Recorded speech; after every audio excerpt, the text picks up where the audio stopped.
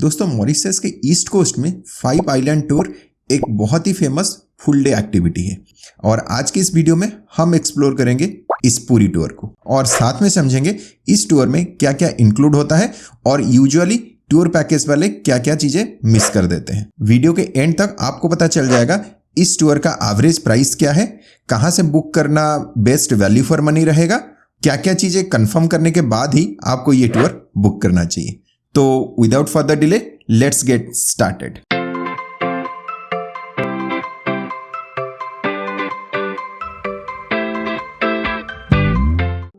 हम सुबह सुबह रेडी होके निकल गए अपने एयरबीएनबी से लगभग 7 बजे। लास्ट वीडियो में आपने देखा होगा हमारा स्टे टुडेडो में, अगर नहीं देखा तो ऊपर आई बटन में और नीचे डिस्क्रिप्शन में लिंक दे दिया है, do watch it from there. थोड़े ही दूर वॉक किए ही थे कि हमें अपने एयरबीएनबी के ओनर मिल गए जो हमें अपने गाड़ी में लिफ्ट दे दिए टूर के स्टार्टिंग पॉइंट तक, जो था इलुसफ public ferry boat counter. Okay guys, can you please wait of me there at the fishing station? Okay, so I will that be right there in 2 minutes. okay, thank you very much. Usually ये tour east coast में टुडेडो से start होता है और कुछ tour operator south east में blue बे से भी स्टार्ट करते हैं। इसमें कवर होता है इलुसफ, इलू फुके लाइट हाउस, इल दुला पास, इलू जैग्रेट्स, grand river south east waterfall, plus they will halt at some places for snorkeling and dolphin watching or turtle watching on their way. So this one is our boat for today, Dave Ocean, black and white with red top. So he is our guide. So अभी total हम इसमें 6 लोग हैं और 6 में से 2 लोग थोड़ा सा लेट होंगे। इनफैक्ट वो टाइम पे आएंगे, 8:30 का टाइमिंग था बट हम जल्दी आ गए थे। Thank you, see you. Have started our journey for today and we are heading towards Ilusuf Island, right? Okay. That is the first stop. So over there with beautiful small boats and green turquoise water. So our tour guide today is John Christmas and French name is John Well. So this is how it looks. This is Shangri-La Island. Sorry, Shangri-La 5-star property. You can see over here. And only communication medium is by speedboat or by private boat, whatever they have. And yeah, this is in a private island. Very beautiful and luxurious island it seems. You can see the water is crystal clear and blue.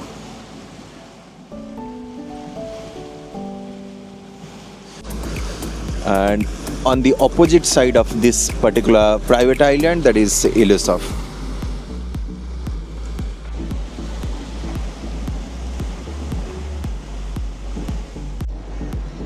Oh, fish.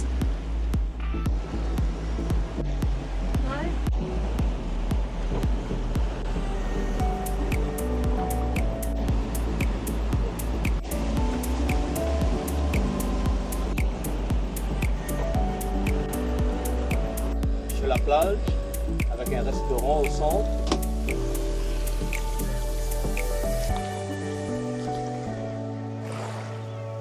Thank you. You're welcome. See you later. See you. Craft market timings लिखा हुआ है 9:30 to 4.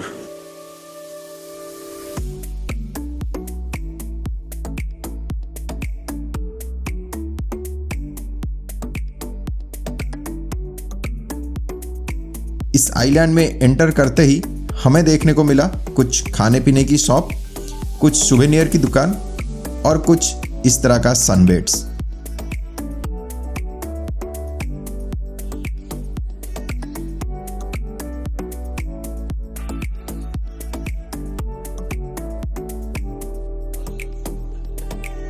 इस island में है Mauritius का कुछ premium golf course जहां अक्सर लोग गोल्फ खेलने आया करते हैं।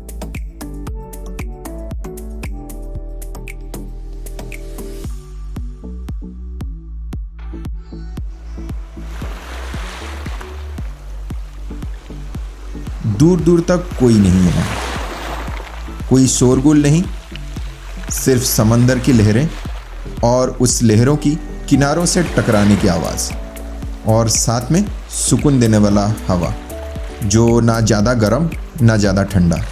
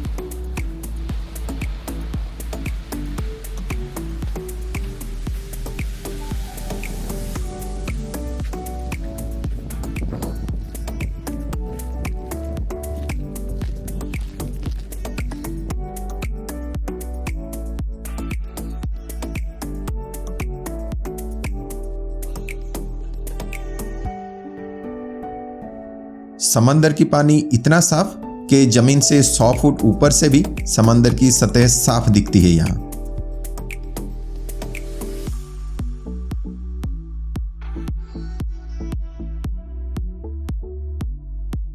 हेलो दोस्तों, ये था हमारा पहला स्टॉप आज का, इलुसफ आइलैंड, जहाँ पे हमें 1 घंटे का टाइम मिला था। 8:30 से हम आए थे एंड टाइम हो रहा है अभी 9:25 and we have to reach our boat next 5 minute. 9:30 का टाइम दिया था उन्होंने। छोटा सा सिक्लूडेड आइलैंड है जहाँ पे सिर्फ बोट के थ्रू आ सकते हैं। I hope you have enjoyed the view. So yeah let's see what is our next stop. See you there. Next stop है GRAC waterfall. How much time it will take to reach there? To go waterfall? Yeah, About 20 minutes. 20 minutes. So it will take around 20 minutes to reach there. Till then you can see the view from here. Grand river south east, ये Mauritius की longest river है और अभी हम जा रहे हैं जहाँ पे ये GRAC रिवर समंदर के साथ मिलती है। यूजुअली जहाँ पे नदी समंदर के साथ मिलता है उसको हिंदी में मुहाना बोलते हैं और इंग्लिश में एस्चुअरी, लेकिन ये रिवर एक वाटरफॉल फॉर्मेशन करके समंदर में मिलता है और यही वजह इस वाटरफॉल को यूनिक बनाती है। हाँ, ये वाटरफॉल इतना बड़ा नहीं है, मुश्किल से 10 से 15 फीट की हाइट होगा इसका। And best way to reach here is via this mangrove forest through boat from इलुसफ और फ्रॉम टोर्नेडोस। इस मैंग्रोव फॉरेस्ट में अक्सर आपको देखने को मिल जाएंगे wild life like monkeys, bats and colourful tropical birds. हमें देखने को मिला था ये रेड टेल ट्रॉपिक बर्ड। ये बर्ड आपको एयर मॉरिशस की लोगो में भी दिखाई देगा। यहाँ के बंदर काफी फ्रेंडली हैं, इसीलिए अक्सर यहाँ पे टूरिस्ट बंदरों को अपने हाथों से खाना देते हैं।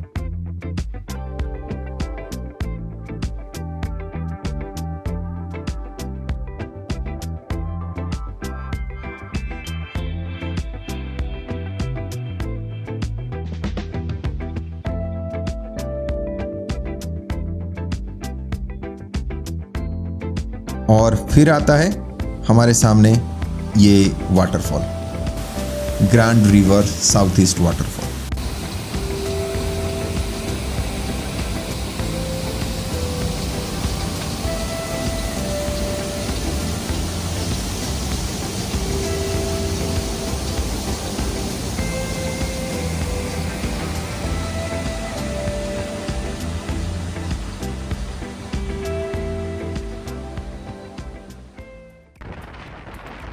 हमारा आज का नेक्स्ट स्टॉप था इलुफुके लाइट हाउस, जो अभी अनयूज्ड होके तो जरूर पड़ा हुआ है, लेकिन इसका हिस्टोरिकल सिग्निफिकेंस काफी ज्यादा है।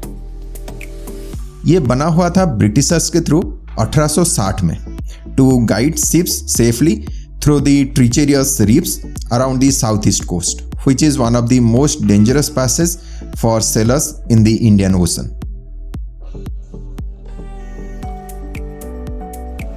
ये लाइट हाउस बना हुआ है वोल्केनिक बासाल्ट स्टोन से और इसीलिए ये आज भी ऐसे ही खड़ा हुआ है समंदरी नमकीन पानी और हवा को झेलते हुए। और इसके टॉप पे रखा जाता था एक ऑयल लैम्प।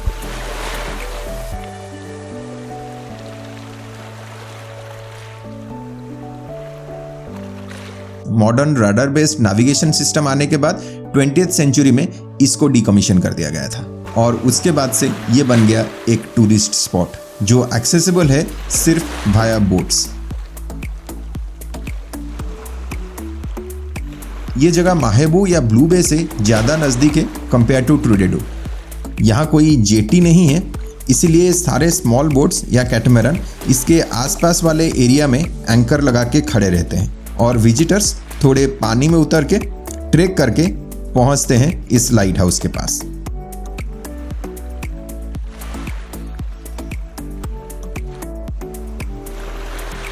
ये जो आइलैंड दिख रहा है इसका नाम है इल दू पास, जहां हुआ था battle of grand port and this was the only French novel victory over the Britishers. बहुत ही ब्यूटीफुल सा लैंडस्केप, एक तरफ से ये पहाड़ और दूसरी तरफ से समंदर का नीला पानी, बहुत ही ज़बरदस्त। और ये शायद इस पूरे टूर का सबसे बेस्ट पार्ट था, एटलीस्ट जितना मुझे लगा। यहाँ करीब 1 घंटे बिताने के बाद हम निकले स्नॉर्कलिंग के लिए। रास्ते में हमें देखने को मिला इल दुला पास। पानी के लेवल ज़्यादा होने की वजह से टूर गाइड ने यहाँ पे बोट से नहीं उतरने का फैसला लिया और हम इसको दूर से ही देख के आगे निकल गए इलू जैग्रेट्स की तरफ। और शायद इलू जैग्रेट्स हमारे टूर में इंक्लूडेड नहीं था या फिर हमें पता ही नहीं था कि ये इंक्लूडेड है कि नहीं, इसलिए हम इसको पार करके इसके थोड़ा आगे चले गए एक अनजान जगह पे स्नॉर्कलिंग करने के लिए। पहले से नॉलेज नहीं होने की वजह से हमें पता भी नहीं चला कि इसके लिए टूर को पूछें कि नहीं, लेकिन आपको इस वीडियो देख के पता चल गया है तो आगे से आप जब भी ये टूर बुक करना तो पहले से कंफर्म कर लेना इलू जैग्रेट्स आपके टूर में इंक्लूडेड है कि नहीं। आपके नॉलेज के लिए बता दो, यहाँ पे दूसरे सारे आइलैंड्स वॉल्केनिक इरप्शन से बना हुआ है, whereas इलू जैग्रेट्स एक ऐसी लौती आइलैंड है जो सिर्फ कोरल से बना हुआ है। और यहाँ पे पहले सिर्फ व्हाइट हेरन या इग्रेट्स रहते थे जिसके वजह से इसका नाम पड़ा था इलू जैग्रेट्स। यहाँ पे सिर्फ गाइडेड टूर होता है और यहाँ पे आपको देखने को मिलेगा तरह तरह का वाइल्ड लाइफ और बहुत सारे ट्रॉपिकल बर्ड्स।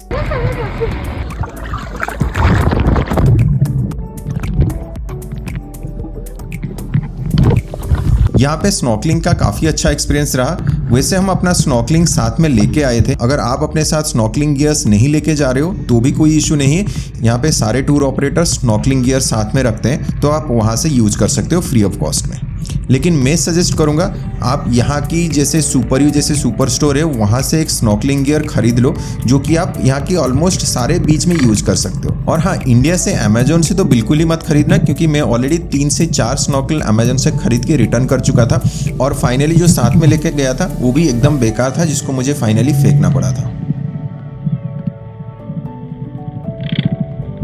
अच्छे से स्नॉर्कलिंग का मजा लेने के बाद हमें सर्व किया गया unlimited drink, both alcoholic and non alcoholic, और साथ में चिप्स। थोड़ी ही देर में हम फिर से पहुंच गए इलूसफ आइलैंड में, पर इस बार जहां सुबह एंट्री किए थे उसके बिल्कुल ऑपोजिट साइड में। ऑलमोस्ट सारे टूर वाले अपने विजिटर्स को लेके आते हैं इसी जगह में लंच करवाने के लिए।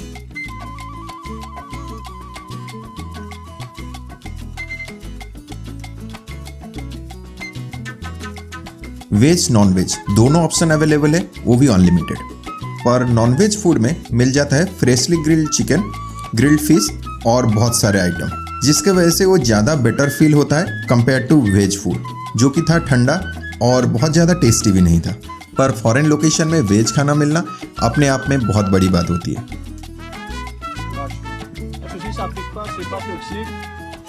What is this? Sea urchin, seafood. Okay, seafood. Okay. This one I open this one. Okay. It will be like this. Press a little lemon inside. You can add Tabasco too if you want. Okay. With fresh one, Asian food. Yeah. Fresh one. और हाँ, आप कोई भी tour book करो lunch आपको यहीं मिलेगा और इसी जगह पे मिलेगा। यहाँ हमें 2 घंटे टाइम मिला था तो हमने लंच के बाद थोड़ा सा स्नॉर्कल भी किए और यहाँ के क्रिस्टल क्लियर सैंड में रिलैक्स किए।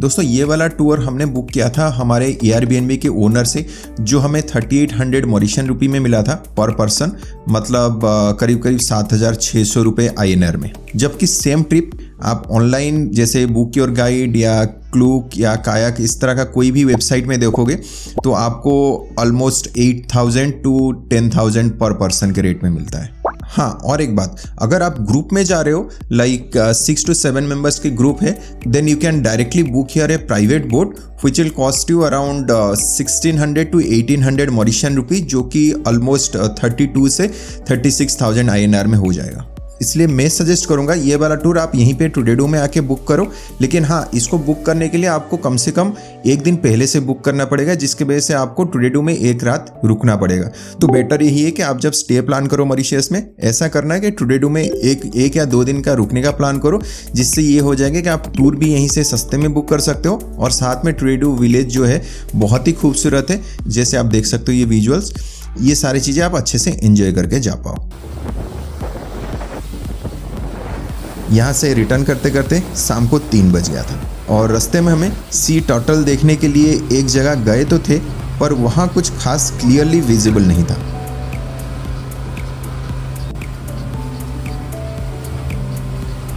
टुडेडो में वापस पहुँचते पहुँचते बज गया था शाम की 4। अभी भी हमारे पास शाम की पूरी टाइम बचा हुआ था, पर इस बीच में थोड़ा सा बारिश हो गया और जब बारिश रुका तो शाम की 6 बज चुके थे। हमने इवनिंग में यहाँ की पाल्मर बीच में टाइम स्पेंड किए and with this we ended our today's exploration.